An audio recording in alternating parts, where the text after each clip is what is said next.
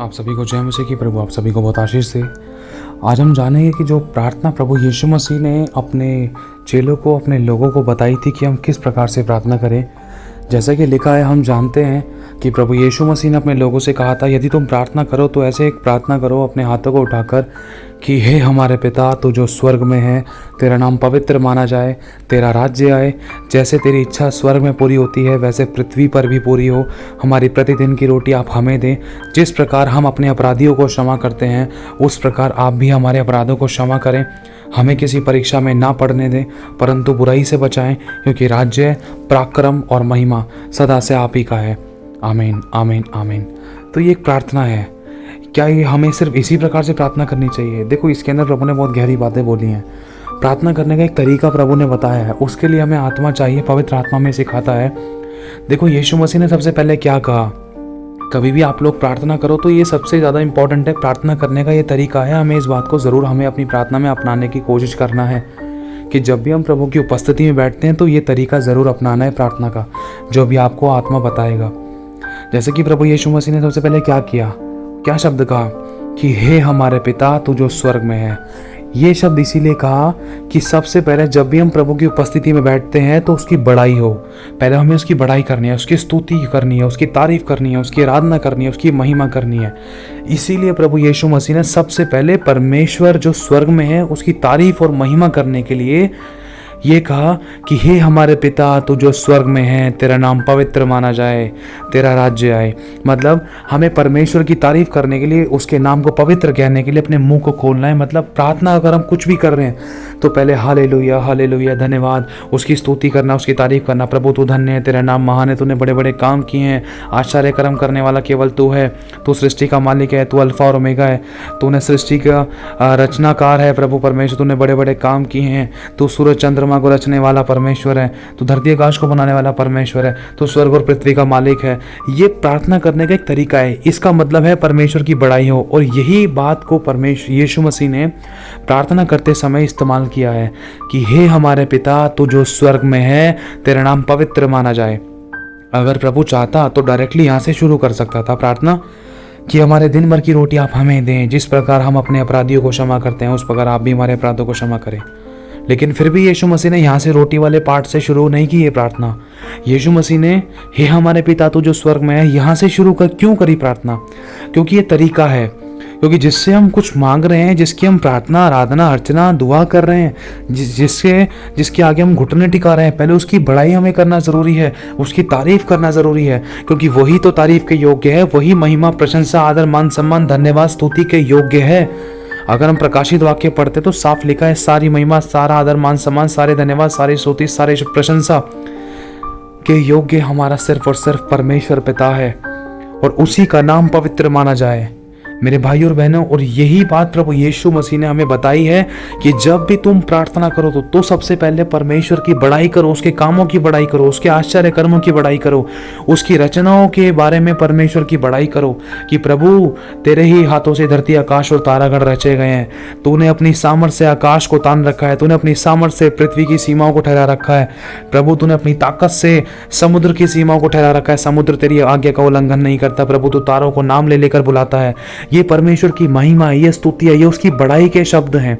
तो इन शब्दों को हमें इस्तेमाल करना जरूरी है जब भी हम प्रार्थना करें।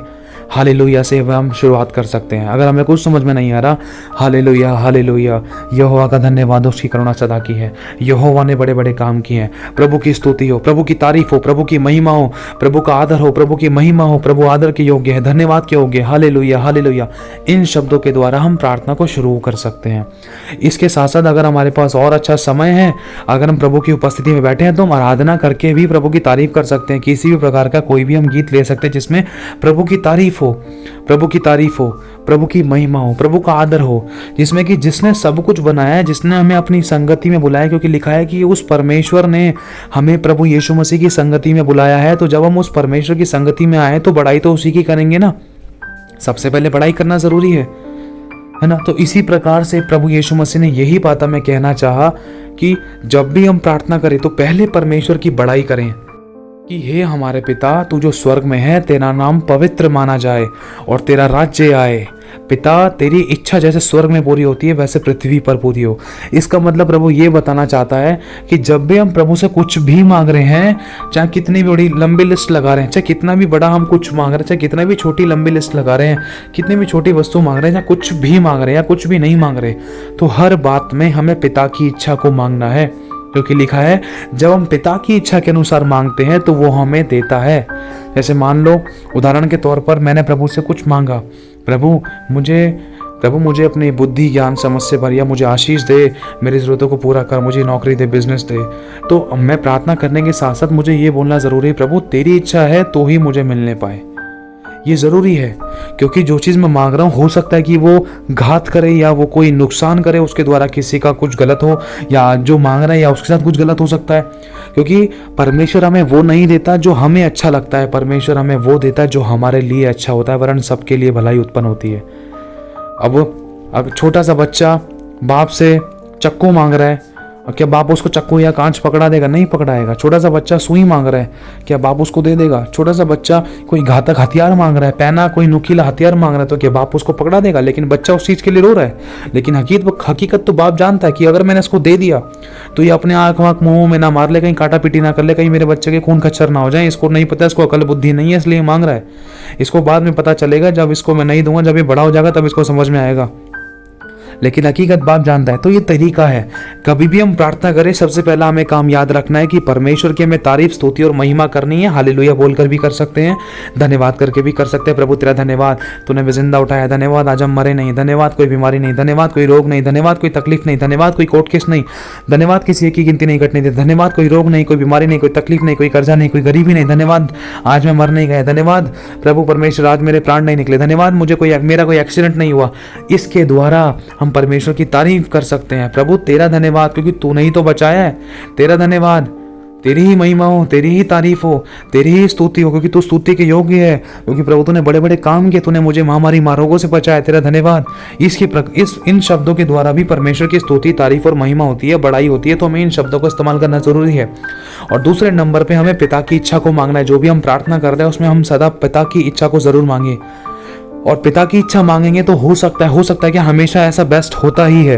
क्या मान लो पिता की अगर इच्छा मांगेंगे, हमने मांगा है 2%, लेकिन पिता की इच्छा मांगेंगे तो पिता हमें 100% देगा, हमेशा बेस्ट। समझने की कोशिश करना, क्योंकि हमारे और प्रभु के मांगने में जमीन और आसमान का, हमारे और प्रभु के विचारों में जमीन और आसमान का अंतर है। ये बात हमें जाननी है। पहला हमें परमेश्वर की स्तुति, महिमा, तारीफ करनी है। दूसरे नंबर पे हमें जब प्रार्थना करनी है तो प्रार्थना करते समय जो कुछ भी मांग रहे हैं हमें अंत में एक ही शब्द बोलना है, प्रभु तेरी इच्छा पूरी हो, तेरी मर्जी मेरे जिंदगी में पूरी। जो मैंने मांगा है, जो मैं मांग रहा हूँ किसी के लिए, अपने लिए, अगर तेरी इच्छा है जरूर मिलने पाए, वरन तेरी मर्जी पूरी हो। ठीक है। दूसरे नंबर पे हमें परमेश्वर की इच्छा मांगनी है। तीसरे नंबर पे क्या लिखा है कि हे हमारे पिता तू जो स्वर्ग में है, तेरा नाम पवित्र माना जाए, तेरा राज्य आए, तेरी इच्छा जैसे स्वर्ग में पूरी होती है वैसे पृथ्वी पर ही पूरी हो। हमारी प्रतिदिन की रोटी आप हमें दें। ठीक है।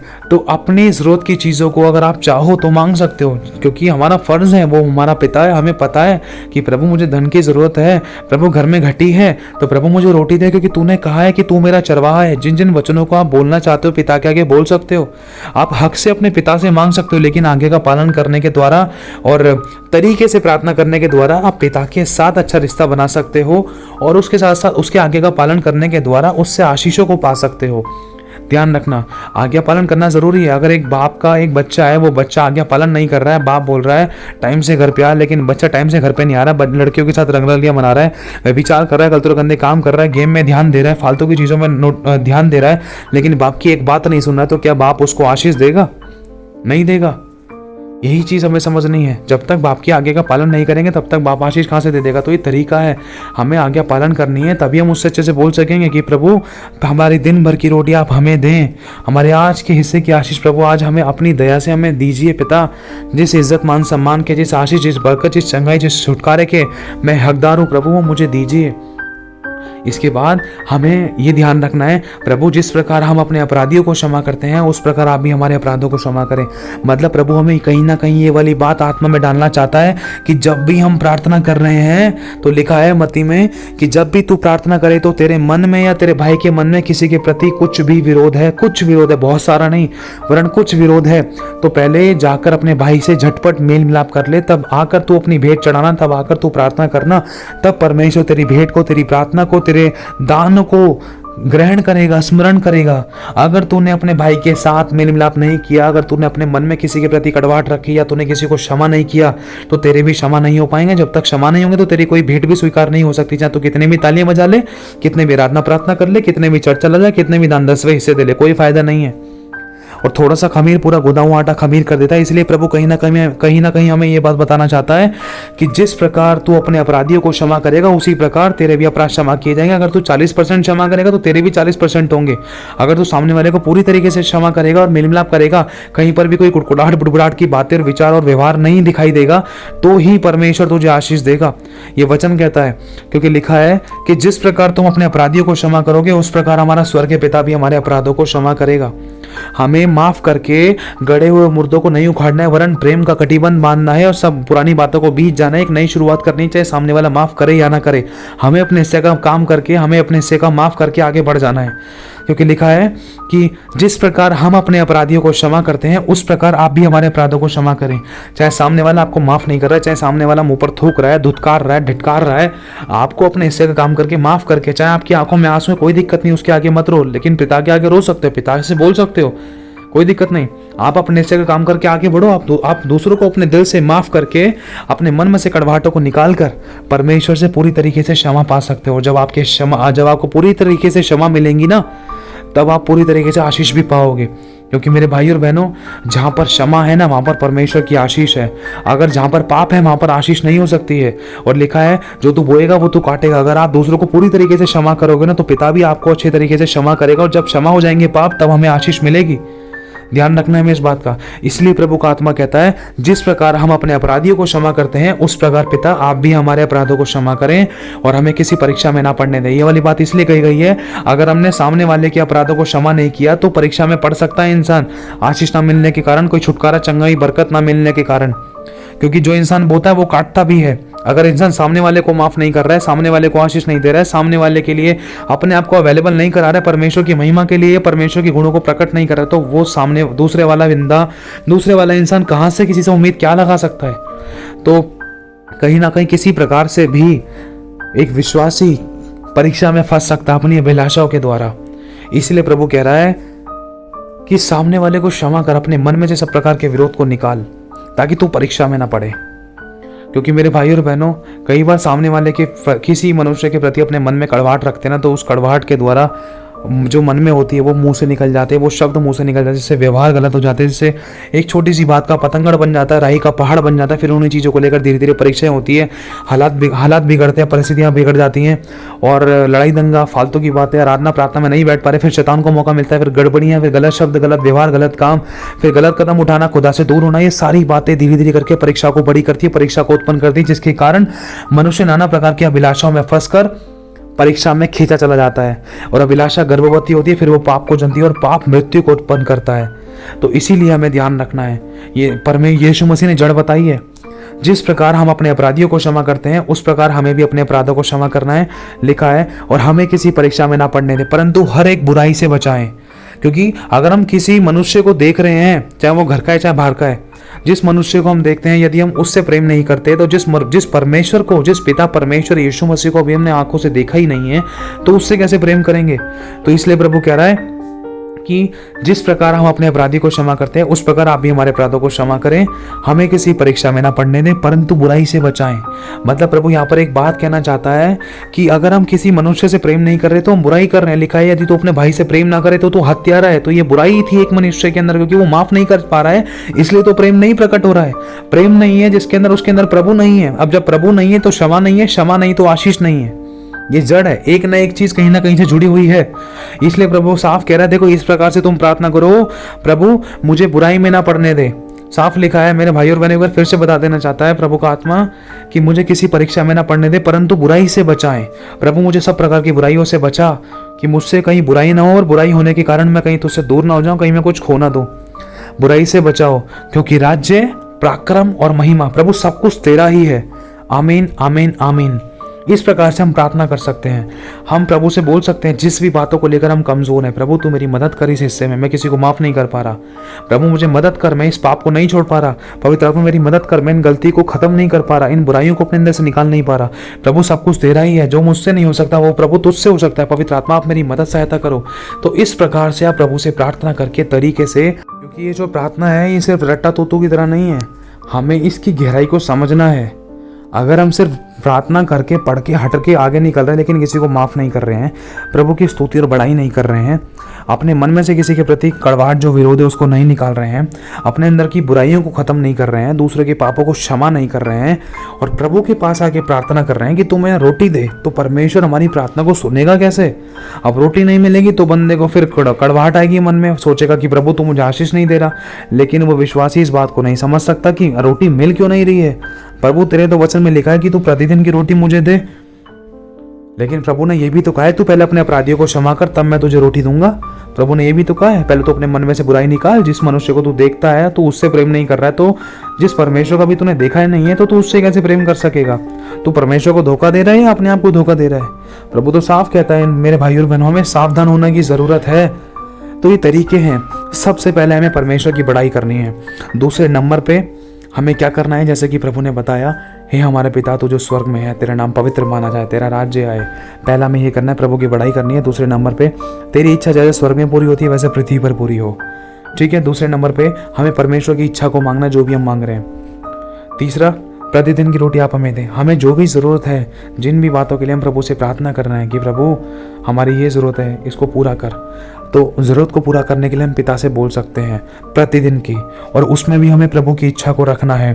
तीसरा, ठीक है। अब चौथे में क्या है, हमारी प्रतिदिन की रोटी आप हमें दें। जिस प्रकार हम अपने अपराधियों को क्षमा करते हैं उस प्रकार आप भी हमारे अपराधों को क्षमा करें। मतलब प्रभु कह रहा है कि एक दूसरे को माफ़ करो, प्रेम का कटिबंध बांधो, खड़े मुर्दों को मत उखाड़ो, माफ़ करो और आगे बढ़ो। चौथे पे हमें ये करना है। पांचवें पे हमें क्या करना है, एक ही प्रार्थना के अंदर हमें पश्चाताप भी करना है, माफ़ी भी मांगनी है, परमेश्वर की स्तुति तारीफ भी करनी है, बड़ाई भी करनी है, शत्रुओं से प्रेम भी करना है, कड़वाहट भी निकालनी है, माफ़ भी करना है, बुराइयों को ख़त्म भी करना है, और परमेश्वर की तारीफ और महिमा आदर मान सम्मान करते हुए परमेश्वर की इच्छा के अनुसार मांगते हुए हमें आमीन भी कहना है। ये तरीके हैं। अगर आप शुरुआत से ही परमेश्वर की तारीफ स्तुति महिमा करते के साथ साथ, या शुरुआत से अगर अपने मन में से कड़वाहट निकाल के पश्चाताप करके माफ़ी मांगकर फिर आराधना प्रार्थना करोगे तो ये भी बहुत अच्छा है मेरे भाई और बहनों, ये भी बहुत अच्छा है।